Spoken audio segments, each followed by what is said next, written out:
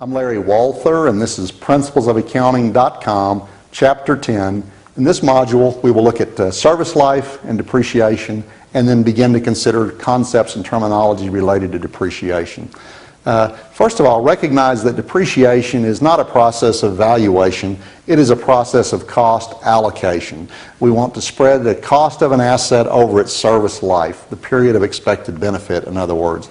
And many factors drive or affect service life. Physical deterioration, such as wear and tear, or the effects of wear and tear, obsolescence, new technology may render something out of date, or indeed we can have inadequacy that arises. The machine's no longer large enough or big enough or fast enough to meet our particular needs.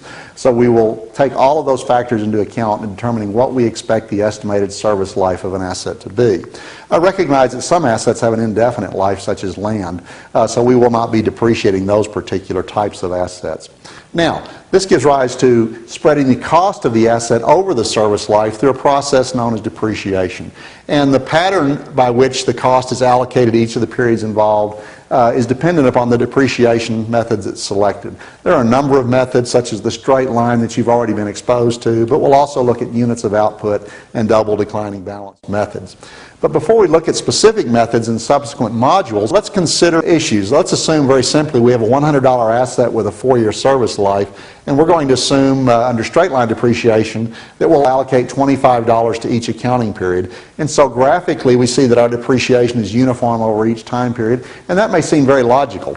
However, if we also consider maintenance costs, if you think about an automobile, as it gets older, you expect maintenance costs to rise, things start to break and wear out, and so over time you might not have any maintenance costs in the first year, and then it may go up in subsequent years. And when you put depreciation and maintenance costs together, what you see is we actually might be showing, even though the usage of an asset is uniform over its service life, we might actually see that our total reported cost, the depreciation plus the maintenance cost, is going up. Well, is that logical? Well, it may be, but it may not be. If we instead use an accelerated depreciation method where we take more depreciation in earlier years and less in later years, when we couple that with maintenance cost and look at a combined picture, you can see we might actually have a more uniform recognition of costs through an accelerated depreciation method. Initially, straight line may seem logical, and it is indeed a popular method, but when you consider the total cost of utilizing an asset over its service life, there are justifications for alternative patterns of depreciation, which gives rise to these other methods that will be considered and looked at in subsequent modules. In this case, accelerated depreciation was a better choice. Professional judgment must be applied in selecting the method to use. There are almost an infinite number of scenarios, and accountants must weigh many variables to determine the preferred choice under any given circumstance. Let's move on and consider some terminology, and this terminology becomes very important as we move forward in considering depreciation. First of all, the cost of an asset, that's the dollar amount assigned to a particular asset. Remember the earlier modules where we talked about what costs are appropriately capitalized and what costs are not. So now we have the total cost assigned to an asset. It's the ordinary and necessary amount expended to get an asset in place and in condition for its intended use. The service life is the useful life of an asset. It usually relates to the anticipated period of productive use.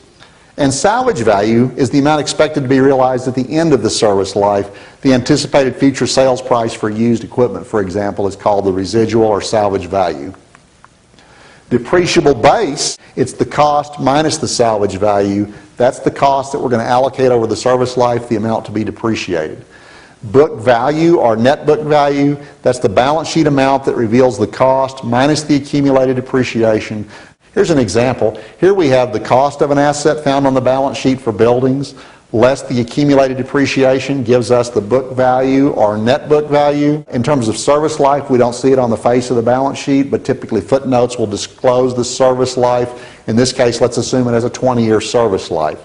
The salvage value may not be disclosed at all. It's used in the calculations, but you may not be able to identify it from the financial statements at all. Let's assume it's $300,000 in this particular case. And the depreciable base would be the cost of $2,300,000 minus the $300,000 salvage value. So we have a $2 million depreciable base in this particular example.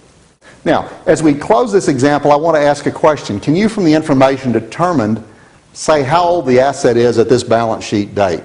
We had our $2,300,000 asset.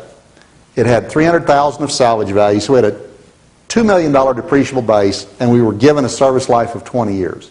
That means the annual depreciation is $100,000 per year, assuming straight line, of course. And we had in the accumulated depreciation $1,500,000.